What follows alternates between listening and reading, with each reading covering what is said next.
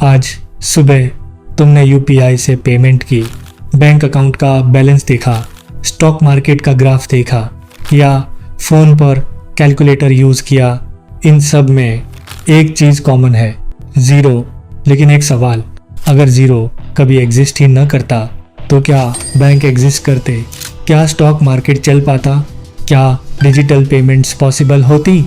शायद नहीं। और सबसे सरप्राइजिंग बात, ये आइडिया वॉल स्ट्रीट में पैदा नहीं हुआ, लंदन में नहीं, रोम में नहीं, इंडिया में हुआ। वेलकम टू पावर एंड पैसा। आज एक नंबर की कहानी जो उज्जैन से निकला, बगदाद पहुंचा, वेनिस के बैंक्स तक गया और आज हर बैंक अकाउंट, हर स्टॉक एक्सचेंज और हर यूपीआई पेमेंट के पीछे चुप कर बैठा है। पहले एक सिंपल सवाल, ज़ीरो से पहले दुनिया हिसाब कैसे करती थी? रोमन एम्पायर दुनिया की सबसे पावरफुल सिविलाइजेशंस में से एक, लेकिन उनका नंबर सिस्टम आज के नंबर्स जैसा नहीं था। 1, 2, 3, 4 सब लेटर्स से लिखे जाते थे। I, V, X, C, M। अब सोचो 1848 को लिखना है। रोमन न्यूमरल्स में MDCCCXLVIII। अब इस नंबर को 899 से मल्टीप्लाई करो पेपर पर, कैलकुलेटर के बिना मुश्किल है। इसीलिए रोमन मर्चेंट्स अबैक्स यूज़ करते थे। लार्ज कैलकुलेशंस स्लो थे, गलतियाँ कॉमन थी और ट्रेड जितना बड़ा होता गया उतनी बड़ी प्रॉब्लम होती गई। एक मर्चेंट को कैलकुलेट करना था cost, tax, profit, interest, currency exchange, सब कुछ। लेकिन एक चीज़ मिसिंग थी, एक ऐसा नंबर जो कुछ नहीं को भी रिप्रेजेंट कर सके। उसके बिना प्लेस वैल्यू सिस्टम पॉसिबल नहीं था और बिना place value modern mathematics impossible थी।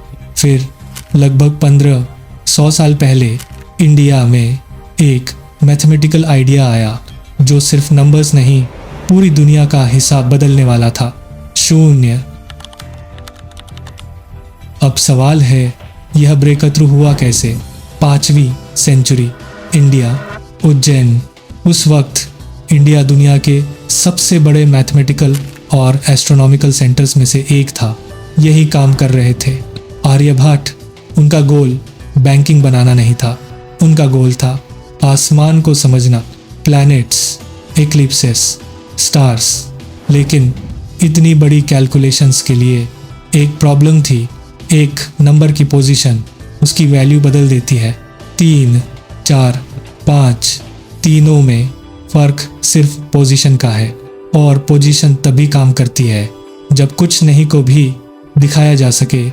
यहीं से प्लेस वैल्यू सिस्टम और शून्य का कॉन्सेप्ट और पावरफुल बना। एक सिंपल आइडिया जिसने मैथमेटिक्स को हमेशा के लिए बदल दिया। लेकिन एक और नाम याद रखना, ब्रह्मगुप्त 628 ईस्वी। उन्होंने पहली बार शून्य के साथ मैथमेटिकल रूल्स लिखे, एडिशन, सब्ट्रैक्शन, मल्टीप्लिकेशन। ज़ीरो को सिर्फ सिंबल नहीं, एक मैथमेटिकल नंबर बना दिया। अब कैलकुलेशंस सिर्फ आसान नहीं हुई, रिलायबल भी हो गईं। बड़ी नंबर्स लिखना, मल्टीप्लाई करना, डिवाइड करना, सब कुछ बहुत फास्ट हो गया। यह सिर्फ मैथमेटिक्स का अपग्रेड नहीं था, यह ह्यूमन सिविलाइजेशन का अपग्रेड था। लेकिन यह आइडिया इंडिया तक सीमित नहीं रहा।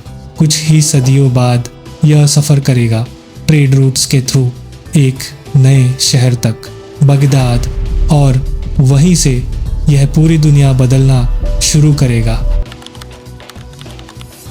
एक ब्रिलियंट आइडिया सिर्फ तब दुनिया बदलता है जब वह ट्रैवल करता है 8वीं और 9वीं सेंचुरी।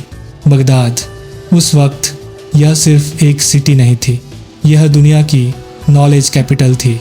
यहाँ था बैताल हिकमह, हाउस ऑफ विजडम, जहाँ ग्रीक, पर्शियन, इंडियन और चाइनीज़ बुक्स अरबी में ट्रांसलेट होती थीं। इसी जगह एक मैथमेटिशियन आए, अल ख्वारिज़मी। उन्होंने इंडियन मैथमेटिक्स को पढ़ा, समझा और अरबी में लिखा Indian numerals, decimal place, value system और शून्य का कॉन्सेप्ट अब अरबी दुनिया में फैलने लगा। शून्य अरबी में बना सिफ्र और इसी से बाद में इंग्लिश वर्ड बना जीरो। सिर्फ वर्ड ही नहीं बदला, सोच भी बदल गई। लार्ज कैलकुलेशंस अब पहले से कहीं आसान हो गई। मर्चेंट्स, साइंटिस्ट्स, एस्ट्रोनॉमर्स सब ने यह नया नंबर सिस्टम यूज़ करना शुरू कर दिया। फिर ट्रेड रूट्स के थ्रू यह सिस्टम यूरोप पहुंचा, सबसे पहले इटली, और वहाँ एक आदमी ने इसकी पावर समझ ली, फिबोनाची 1202। उसने एक किताब लिखी, लिबर अबाची। उसमें उसने लिखा कि उसने ये नंबर सिस्टम अरब मर्चेंट से सीखा और यूरोप को बताया कि रोमन न्यूमरल से बेहतर सिस्टम ऑलरेडी एग्जिस्ट करता है। यहीं से यूरोप का मैथमेटिक्स बदला और कुछ ही सदियों बाद यही नंबर्स बैंकिंग, अकाउंटिंग और कॉमर्स का फाउंडेशन बन गए। एक आइडिया जो इंडिया में पैदा हुआ, बगदाद में ग्रो हुआ और यूरोप में फाइनेंशियल रिवॉल्यूशन बन गया। एक आइडिया तब तक पावरफुल नहीं होता जब तक वह रियल दुनिया में यूज़ ना हो। 13वीं सेंचुरी वेनिस, उस वक्त यूरोप का सबसे बड़ा trading hub, ships, merchants, banks, हर दिन लाखों का ट्रेड, और यहाँ इंडियन नंबर सिस्टम ने अपनी असली पावर दिखाई। अब मर्चेंट्स मिनट्स में कैलकुलेट कर सकते थे cost, profit, tax, currency exchange, interest, सब कुछ एक्यूरेटली। जितना फास्ट हिसाब उतना फास्ट बिजनेस, जितना कम एरर उतना ज़्यादा ट्रस्ट, और ट्रेड उतना ही बड़ा। फिर आया एक और ब्रेक थ्रू 1494। एक इटालियन मैथमेटिशियन लूका पाचियोली, उन्होंने एक अकाउंटिंग सिस्टम को प्रॉपरली डॉक्यूमेंट किया। डबल एंट्री बुक कीपिंग, हर ट्रांजैक्शन 2 जगह लिखो, एक बार डेबिट, एक बार क्रेडिट। अगर दोनों मैच करें अकाउंट्स सही है, अगर मैच न करें कहीं गलती है या फ्रॉड। इस सिंपल सिस्टम ने बिजनेस को पहली बार स्केल करना पॉसिबल बनाया। एक शॉप से मल्टीपल ब्रांचेस, एक मर्चेंट से मल्टीपल इन्वेस्टर्स, एक सिटी से ग्लोबल ट्रेड, और बैंकिंग भी बदलने लगी। लोन कैलकुलेट करना, इंटरेस्ट कैलकुलेट करना, प्रॉफिट कैलकुलेट करना, सब कुछ अब फास्ट था, रिलायबल था। और फिर एक और कॉन्सेप्ट एक्सप्लोड हुआ, कंपाउंड इंटरेस्ट। पैसा सिर्फ रखा नहीं जाता, पैसा वक्त के साथ और पैसा बनाता है। ये कैलकुलेशन रोमन न्यूमरल्स के साथ बहुत मुश्किल थी, लेकिन डेसिमल प्लेस वैल्यू सिस्टम के साथ यह रोज़ का काम बन गया। यहीं से मॉडर्न बैंकिंग, मॉडर्न अकाउंटिंग और मॉडर्न फाइनेंस एक नई स्पीड से ग्रो करने लगे, और कुछ ही सालों बाद यही फाउंडेशन दुनिया के पहले स्टॉक मार्केट्स को जन्म देगा। वेनिस ने मॉडर्न अकाउंटिंग को शेप दिया, लेकिन कहानी वहाँ ख़त्म नहीं हुई। 1602 एम्स्टरडैम, दुनिया की पहली मॉडर्न स्टॉक एक्सचेंज, और डच ईस्ट इंडिया कंपनी, पहली कंपनी जिसके शेयर्स पब्लिक खरीद सकती थी। अब सिर्फ एक मर्चेंट नहीं, हज़ारों लोग एक ही कंपनी के छोटे छोटे ओनर्स बन सकते थे। Share prices, dividends, profits, losses, daily accounting, यह सब एक्यूरेट मैथमेटिक्स के बिना पॉसिबल नहीं था। फिर आया कंपाउंड इंटरेस्ट, एक सिंपल फार्मूला, लेकिन इसी फार्मूले ने बैंक्स को बदला, इन्वेस्टमेंट्स को बदला, रिटायरमेंट प्लानिंग को बदला और पूरी ग्लोबल इकोनॉमी को बदल दिया। फिर इंडस्ट्रियल रिवॉल्यूशन आई, कंपनियां और बड़ी हुई, बैंक्स और पावरफुल हुए, स्टॉक मार्केट्स पूरी दुनिया में फैल गए और आज कहानी एक और लेवल पर पहुंच चुकी है। जब तुम यूपीआई से 100 रुपये भेजते हो, एटीएम से कैश निकालते हो या स्टॉक खरीदते हो, तुम्हें सिर्फ नंबर्स दिखते हैं, लेकिन कंप्यूटर नंबर्स को कैसे समझता है? 0 और 1 बाइनरी। हर फोटो, हर मैसेज, हर बैंक ट्रांजैक्शन, हर डिजिटल पेमेंट आखिर में 0 और 1 में ही कन्वर्ट होती है।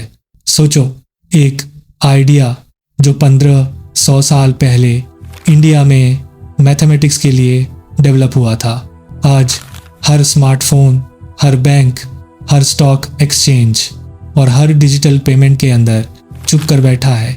0 सिर्फ एक नंबर नहीं, यह मॉडर्न फाइनेंस की लैंग्वेज है और जब तक ये लैंग्वेज रहेगी, इंडिया की मैथमेटिकल लेगेसी हर ट्रांजैक्शन के साथ जिंदा रहेगी। लेकिन एक सवाल अब भी बाकी है, अगर 0 इतना इम्पोर्टेंट था तो दुनिया को इसका क्रेडिट किसने लिया और इंडिया का नाम हिस्ट्री से धीरे धीरे क्यों गायब हो गया?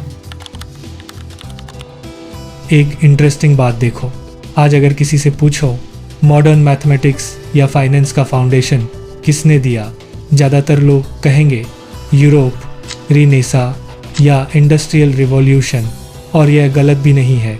यूरोप ने इन आइडियाज़ को स्केल किया, बैंक्स बनाए, स्टॉक एक्सचेंज बनाए, ग्लोबल फाइनेंशियल इंस्टीट्यूशंस बनाई, लेकिन हर बिल्डिंग की तरह इसका भी एक फाउंडेशन था और वह फाउंडेशन बहुत पहले रखा जा चुका था।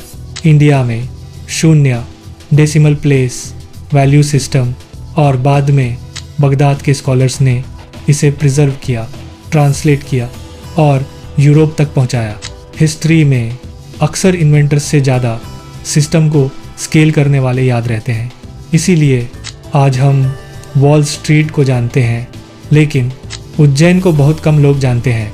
लेकिन क्रेडिट से भी ज़्यादा इम्पॉर्टेंट है लेगेसी।